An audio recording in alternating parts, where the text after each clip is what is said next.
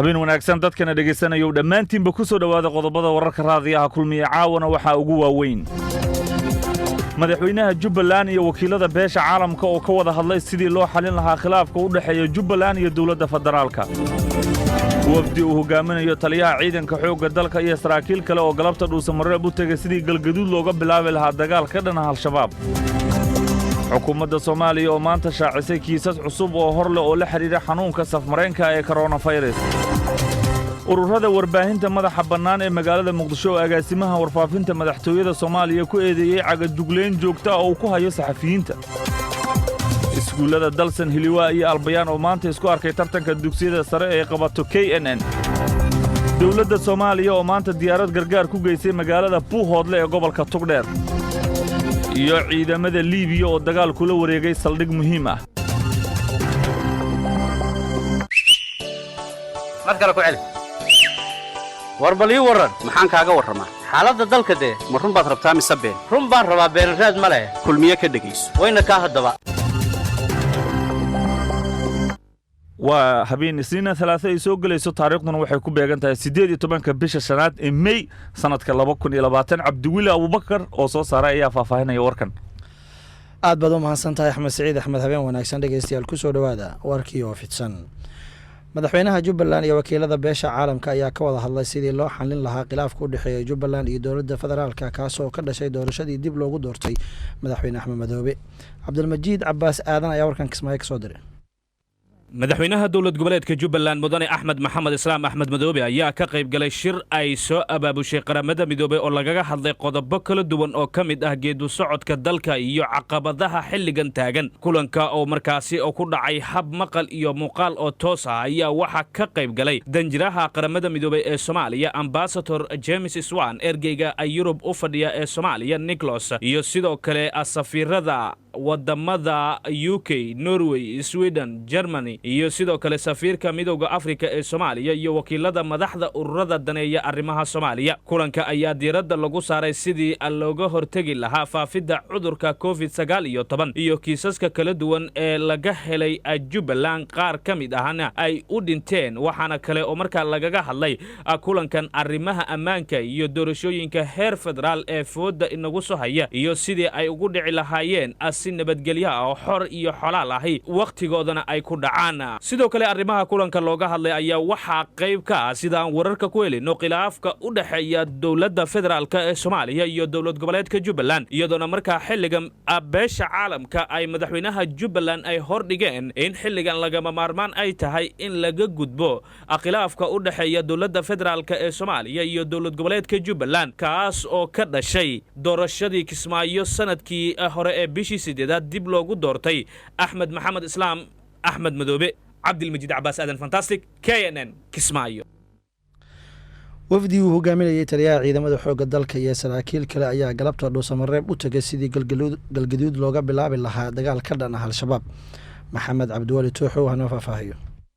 waxaa maanta magaalada dhuusamareeb ee caasimadda dawlad goboleedka Galmudug soo gaaray wafdi saraakiil ah oo hogaaminayo taliyaha ciidamada xoogga dalka Soomaaliyeed General Odawa Yuusuf Raagi wafdiga oo ka soo ambabaxay magaalada Muqdisho ayaa waxa qayb ka taliyaha cusub ee dhawaanaha dawladda Soomaaliya u soo magacawday iyo taliyaha guutada 15aad ee qaybta 12aad General Mas'uud Maxamed Warsame saraakiishan ayaa waxa garoonka diyaaradaha ee magaalada dhuusamareeb ku soo dhaweeyay cutubyo ka tirsan ciidamada xoogga dalka Soomaaliya wafdiga taliyaha ciidamada ayaa loo soo galbiyay gudaha magaalada Samareeb caasimada Galmudug ma jiraan hadal ay siiyeen warbaahinta saraakiisha ciidanka ee maanta soo gaaray magaalada Dhuusamareeb balse taliyaha ciidamada xoogga dalka Soomaaliyeed General Odawa Yuusuf Raagi ayaa la filayaa inuu booqdo xeryaha ciidamada xoogga dalka Soomaaliya isagoo dhiirigelin u sameyn doona ciidamo loo diyaariyay inay fuliyaan howlgallo dhawaan laga bilaabi doono deegaanada al-shabaab ayaa kaga sugan yihiin gobolada Mudug iyo Galgaduud ee bartamaha Soomaaliya xukuumadda Soomaaliya ayaa maanta shaacisay kiisas cusub oo la xiriira cudurka safmarka ah ee coronavirus Yunus Duraan Cali hayno faahfaahiyo wasiirka caafimaadka Soomaaliya Fuuziya Abikar Nuur ayaa sheegtay in maanta kaliya ay soo kordheen 34 qof oo qaba cudurka dunida dhibka badan ku haya ee coronavirus dadka qaba xanuunkan ayaa kala jooga sida wasaaradda sheegtay magaalada Muqdisho Somaliland iyo maamulka Hirshabeelle 24 saac la soo dhaafay cudurkan waxa uu dhintay hal qof oo ku sugan deegaanada Somaliland case oo ah positive waxaa la baaray 123 waxaana la helay 34 case oo positive ah waxaa rag ah 21 waxaa haween ah 13 waxay caseskaas waxaa laga kala helay Banaadir oo 14 Somaliland oo 18 iyo 2 case oo ah Hirshabelle da'da dadka ay laga helay u dhaxaysa waxa 20 ilaa 39 waa 64 40 ilaa 59 waa 27 60 iyo ka sareeyana waxa waaye 9% 20 iyo waxa ka yar waa eber maanta waxaa hal qofood ku geeriyooday Somaliland ilaahay ha u naxariisto tirada guud ee dhimashadana waxay isu tagaysaa 57 waxaa ka bogsooday 11 qofood tirada bogsootayna waa ilaahay mahadiis waxay isugu tagaysaa 163 wacyigelinta in la iska kaashado in dadka la wacyigeliyo in cudurka la xakameeyo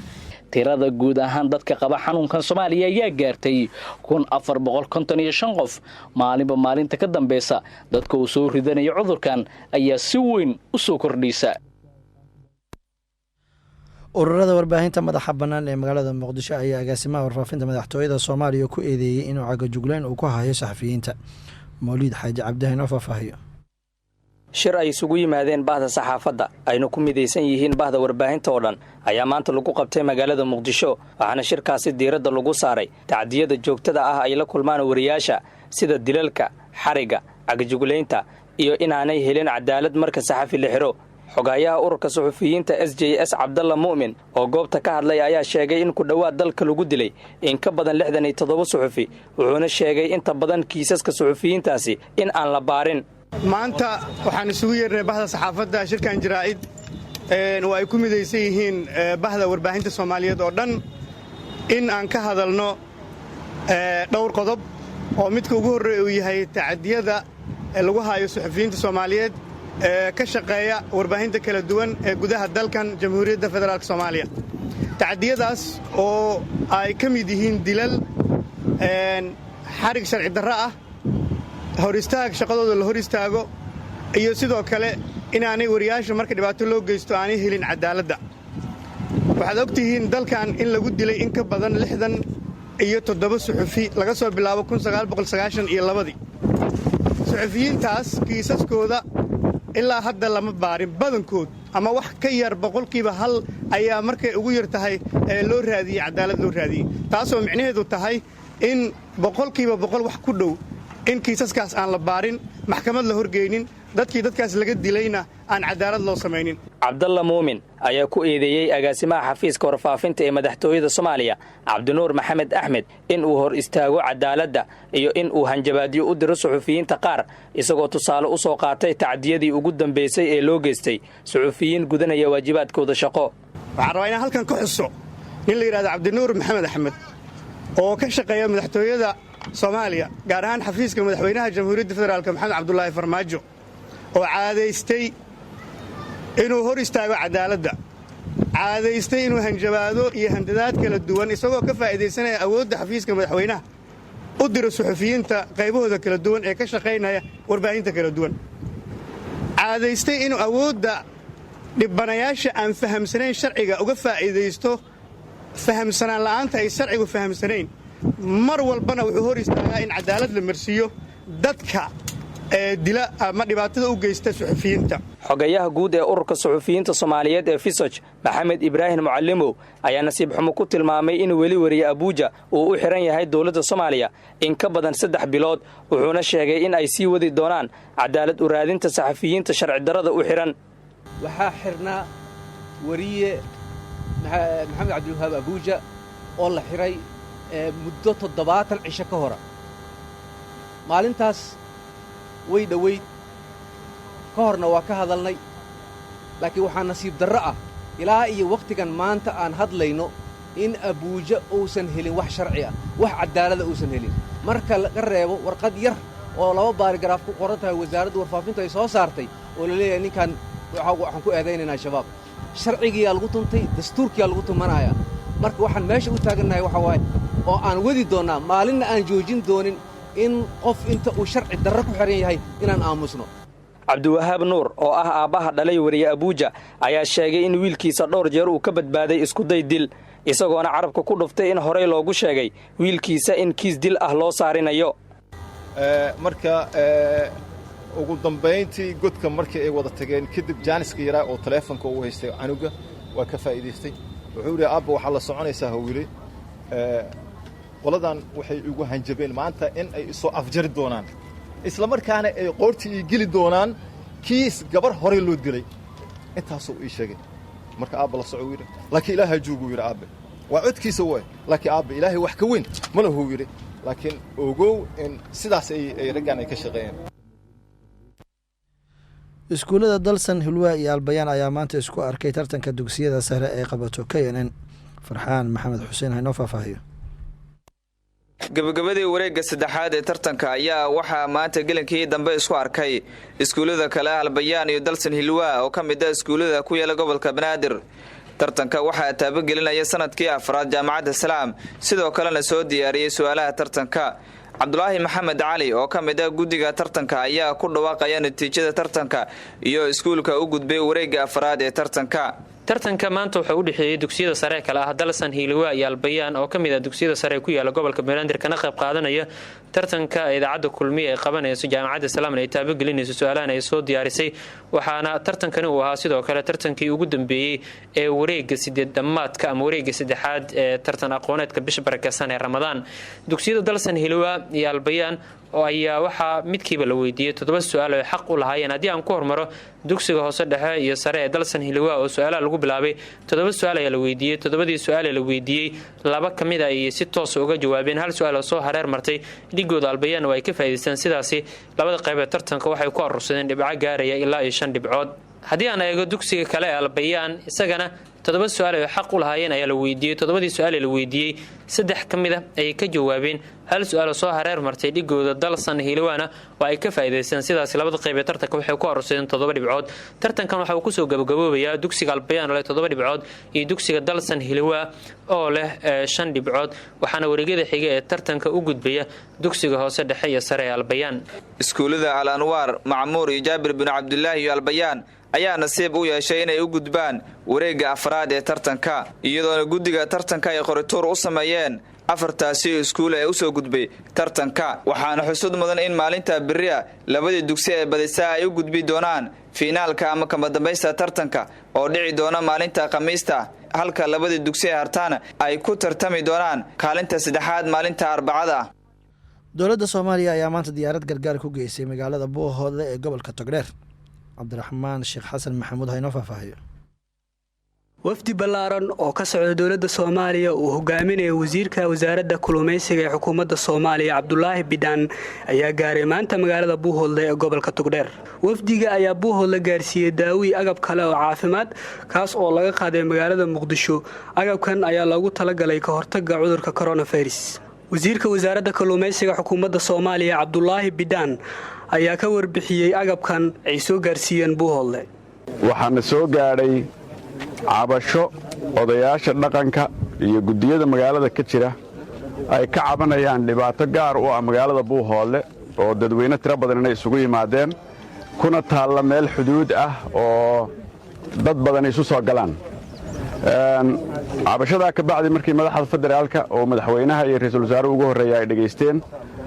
wuxuu ra'iisul wasaaruhu amray in loo raro agab caafimaad intii tamar ah oo lagaga hortago bal waxyaabaha ka jira deegaankan sida deegaanada kale ee Soomaaliya meelo ka badan loo geeyey. agabkii caafimaadka bilowgiisii baan wadnaa. idinkuma filla waa ognahay baahida meesha ka jirta, dhibaatada jirta, dadkusay isugu yimaadeen meeshaan oo dad tiro badan ama dadweyne tiro badan magaalo u ah. laakiin bal in uun wax la helo. reer buuhoodle inta badan waa ka warhaynaa, xamar bay soo eegaan. marka bal eegiddii xamar bal mar kaliya in laga yara jeesto oo bal aan wax keenno. dowladda soomaaliya ayaa muddooyinkii dambe waxa ay agab caafimaad ay gaarsiinaysay qaar ka mid ah gobollada dalka. halka warkaas aad ka dhegaysanaysaan waa raadiyoga kulmiye magaalada muqdisho. qodobkii dibadda ayaa inoo soo socda balse markan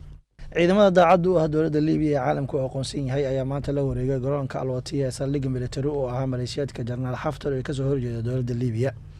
afhayeenka militariga libiya maxamed kanu ayaa qoraal uu soo dhigay bartiisa twitter-ka ah ku xaqiijiyay in ciidamada dowladda libiya ay si buuxda ula wareegeen saldhigga alwatiya oo udhexeeya oo ku yaala xuduudka u dhexeeya libiya iyo tunisia. guushaan ee dulba sheegatay xooga xukuumadda fadhigeedu yahay tripoli ayaa timid kadib weerar muddo bil ah qaatay oo ay kula wareegeen xooga daacaddu ahaa jarnaal oy kala wareegeen saldhiggaasi xoogaga daacaddu ahaa jarnaal xaftar khaliif xaftar. taasina waxay keentay in ciidamada dowladda ay ka adkaadaan ciidamada xaftar oo inta badan ku xooganaa galbeedka libiya. warkii habeen aad kala socotay raadiyoga kulmiye waa nageyntaa cidduu seegana waxay dib uga heli kartaa bogga internet-kaanu ku leenahay ee radio kulmiye.com.